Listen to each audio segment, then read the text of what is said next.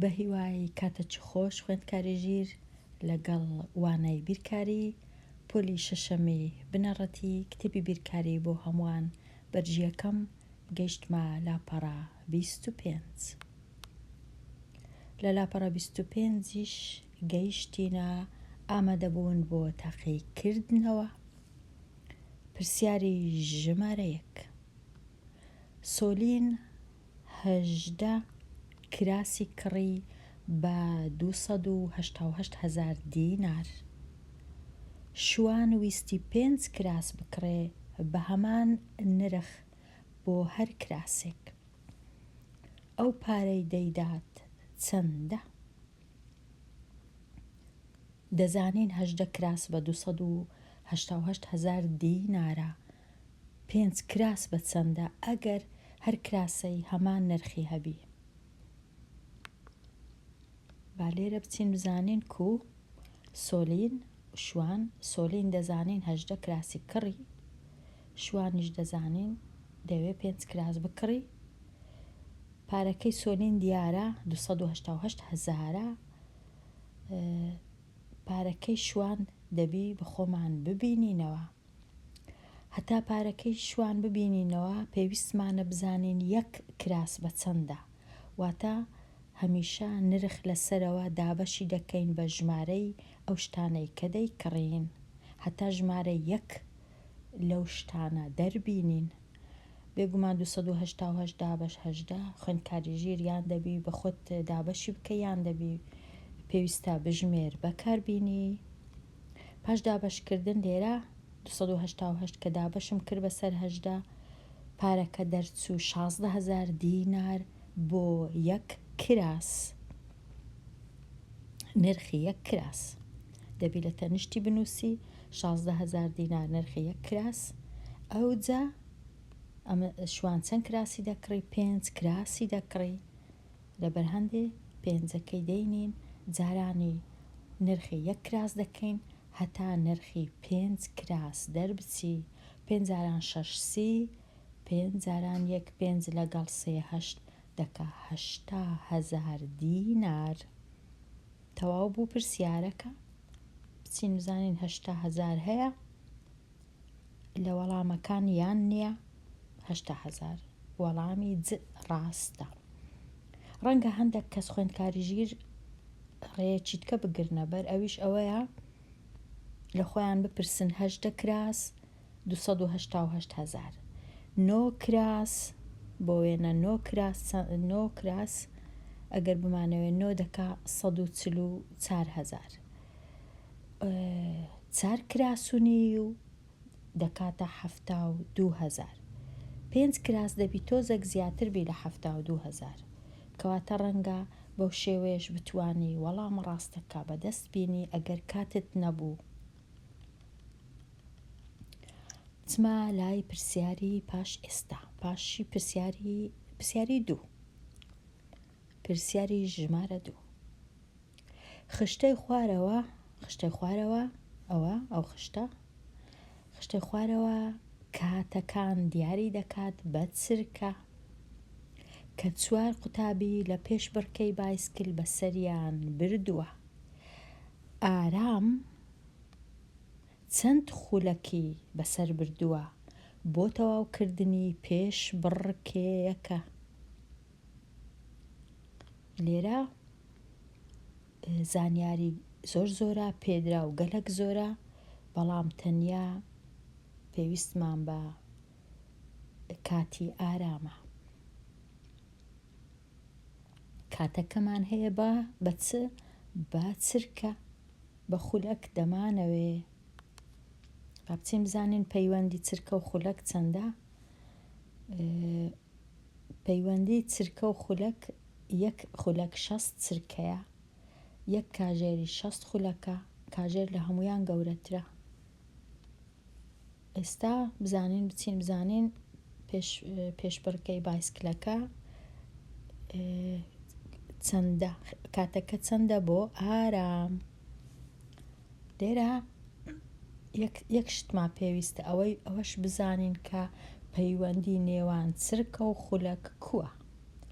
گوتمان خولەک 60 چرکەیە، بەڵام ئەمە چرکەمان هەبوو 300 چرکەمان هەبوو. کوبیکەینە خولەک کاتێ دەچینە سەرەوە، واتە لە بچووک دەچین گەورەی دەکەین، نەک ژمارەکە بچووک دەبتەوە، بەڵام یەکەکە گەورە دەبی. چ دەکەین؟ دەبی چرکەکە بینین دابەشی بکەین بەسەر 60.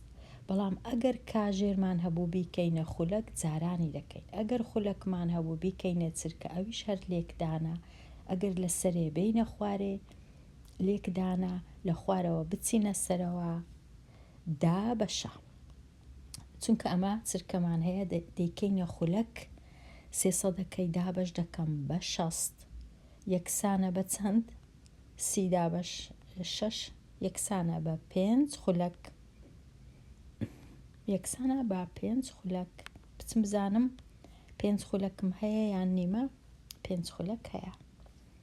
لێرە داواکراوەکە هەر ئەوەیە بزانی کو چرکە دەکەیە خولەک، چرکە دابەشی 60 دەکەی تەواو. ئێستا دێمە لای پرسیاری ژمارە 3. وێنەیەکی شێوە لا کێشەی چێوەکەی 72 سانتیمەترە، پانی 12 سانتیمەترە، ئایا ڕووبەرەکەی چەندە؟ ئەو پرسیارە تا ڕادەیەک زەحمەتە لە چاو پرسیارەکەی پێشتر. با بچم بزانم کو. یەکەم شت وێنەیەکی لاکێشەی لە پێش چاوی خۆمدا دەنێم یان هێڵکاریەک بە خۆم وێنەکە دەکێشم یان لاکێشەیەک دروست دەکەم. زۆر ئاسانە بیرەکانت لەسەر کاغەز دانەی خوێندکاری ژیر. ئەوجا ئەو شتانەی کە هەمە پێدراوەکان دەنووسم. چێوەم هەیە 72 سانتیمەترە، بێگومان دەبی بزانم چێوە مانای چییە. چێوە هەر چار لای لاکێشەکە سەرجەمی کۆکردنەوەی. پاشان دەزانم کە پانی لاکێشەکەم هەیە، واتە لێرەوە هەتا ئێرە یان لێرە هەتا ئێرە 2 پانی هەیە لەگەڵ 2 درێژی. چم نییە درێژیەکەی یەم نییە، درێژی لاکێشە نازانم چەندە لێرە هەتا ئێرە. ئایا پێویستمە بە درێژیان؟ پێویستم نییە، چونکە کەس باسی درێژی لاکێشەکە ناکە، تەنیا دەڵێت چێوەی لاکێشەکە ڕووبەری لاکێشەکە چەندە، ڕووبەر چەندە. ئەمن دەبی بزانم ڕووبەری لاکێشە کو ببینمەوە، دەبی ڕێسایەکەی بزانم. ڕووبەری لاکێشە دەکاتە درێژی لاکێشە جاران پانی لاکێشە. لێکدان خوێندکاریژی لێکدان نەک کۆکردنەوە. لەبەر هەندێ ئەمن پێویستم بە 2 شتە، بە درێژی لاکێشە و بە پانی لاکێشە. پێویستم بە چێوەی لاکێشە نییە بۆ دۆزینەوەی ڕووبەری لاکێشە، بەڵام چێوەی لاکێشە زۆر گرنگە هەتا بتوانم درێژی لاکێشە و پانی لاکێشە ببینمەوە. پانی لاکێشەکەم هەیە، هیچ کێشەم لەولای نییە، بەڵام ئێستا پێویستمە درێژی لاکێشەکەش ببینمەوە. بێگومان زۆر ڕێ هەیە، زۆر ڕێنا 2 ڕێ 3 ڕێ هەیە. یەکەمیان خەمڵاندن و ساختکردنەوەیە، بەڵام ئەمن هەست دەکەم ئەو جۆرە پرسیارانە ڕێگایەکی دیکە هەیە کە باشترە، ئاسانترە. ئەویش ڕێی ئەوەیە کە چێوەی لاکێشە یان چێوەی چوارگۆشە دابەش 2 بکەین. هەمیشە لەو جۆرە پرسیارانە چێوەی لاکێشەکە دابەش 2. کە چێوەی لاکێشەکە دابەشی 2 دەکەم، چ دەردەچی؟ نیوە چیوە دەردەچی. نیوە چیوە واتە لێرە هەتا ئێرە، واتە 1 درێژی و 1 پانی دەردەچی. ئەوەش زۆر زۆر باشە لە جیاتی خەمڵاندن کە ڕەنگە کاتی پێویست بی. لەبەر هەندێ ئەو جۆرە پرسیارانە باشترە چێوەکە چونکە چێوە سەرجەمی 4 لایە کە دابەشی دووی دەکەین سەرجەمی تەنیا 2 لایە، یەک لای درێژی یەک لای پانی. ئێستا کە چێوەکەی دەینم دابەشی دووی دەکەم، زۆر ئاسانە 36 دەردەچی سانتیمەتر.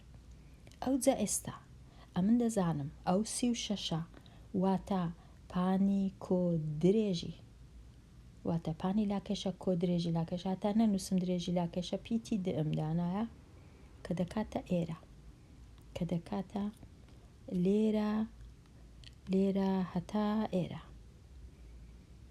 ئێستا زانیاریەکان ڕۆن دەبنەوە تۆزە لێرە ئەمن هەتا ئەو پیتەی ببینمەوە دەبی پرسیار لە خۆم بکەم ئایا چ ژمارەیەک کۆی بکەمەوە لەگەڵ 12 سەرجەمەکەی دەبیتە 36 هەتا ئەو پیتەی ببینمەوە 36 کەم 12 دەکەم کە دەکاتە 24.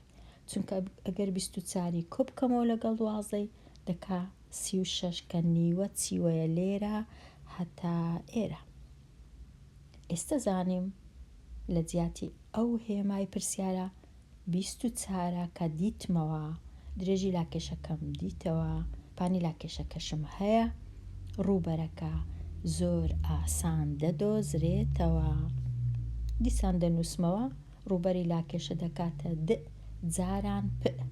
ئێستا دەبی بزانی د و پ مانایان چییە.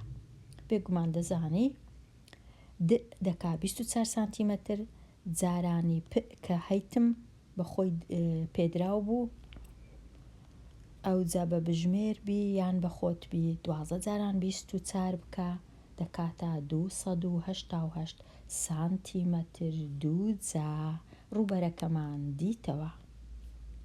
بگەڕێمەوە بزانم 288 هەبوو یان نەبوو، واتە وەڵامی ب دروستە. بێگومان بە خەمڵاندنیش دەبی بەڵام کاتی پێویست دەبوو. ئێستا خوێندکاری ژیر گەیشتمە پرسیاری ژمارە 4. هەسارەی زوهرە پێویستی بە 1.25 جاران 7 ڕۆژ هەیە بۆ تەواوکردنی سوورانەوەیەک بە دەوری ڕۆژ. ئایا بڕی 1.25 جاران 7 چەند ڕۆژ دەکات، چەند ڕۆژ دەنوێنی؟ ئەو پرسیارە هەر زۆر ئاسانە لەبەرەوەی تەنیا پێویست پێیە بەڕەنووس بنووسی ئەو ژمارەیە دەکات چەند، واتە 2.5 دەکات چەند جارانی هەفتی بکەی و کۆی بکەیەوە لەگەڵ یەک. هیچ زانیاریەکی دیکەی پێویست نییە. با بچین بزانین کو لێرە ئەمن هەسارەی زوهرە بە عەرەبیە ئەمن بە لاتینیشم نووسیە ڤێنوس کە بە زۆر زمانەکانیش پێدرێن ڤێنوس.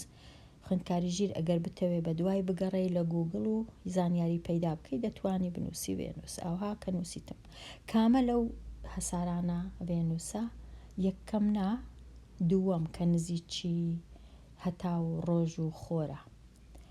زەویش کامەیە؟ زەویش کە ئەمە لەسەری دەژین ئەوەیە، واتە ڤێنوس یان زوهرە زۆر نزیکە لە زەوی. دووەم هەسارەیە، زەویش سێەمە.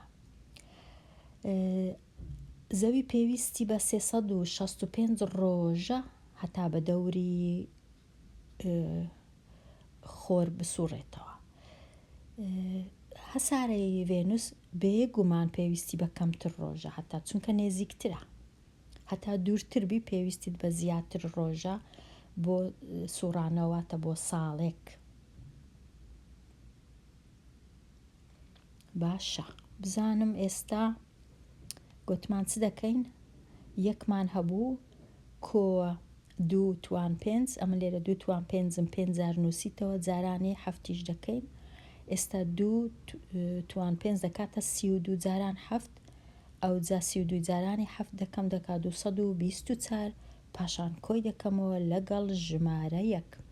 لەبیرت نەچی خوێندکاری ژیر ئەو هەڵەیە نەکەی یەک کۆ بکەیەوە پێشی ئەوەی 32 جارانی هەفتی بکەی، نابی ئەو یەکەی کۆ بکەیەوە جارێ کۆکردنەوە دووەهەمین کردارە.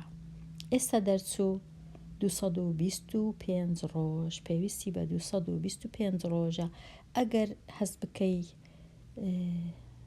زەحمەتە دەتوانی کەوانە دانەی خوێندکاری ژیر هەتا بەبیر خۆتی بینیەوە یەکەم جار ناو کەوانەکەی ئەنجام دەدەی، ئەو جا دوایێ کۆیەکە. ئەگەر بتەوێت لێرەش هەر کەوانەی دادەنەی، بەڵام ئەگەر نەتەوێت بە خۆت بزانی ئەوە پێویست ناکە. ئەمن بگەڕێنەوە بزانین 225 هەبوو یان نەبوو؟ بێگومان 225 ڕۆژ هەبوو. وەڵامی ڕاستە. ئەمن لێرە دێمە کۆتایی ئەوانەیە هەتا وانەی داهاتوو هەر بژی.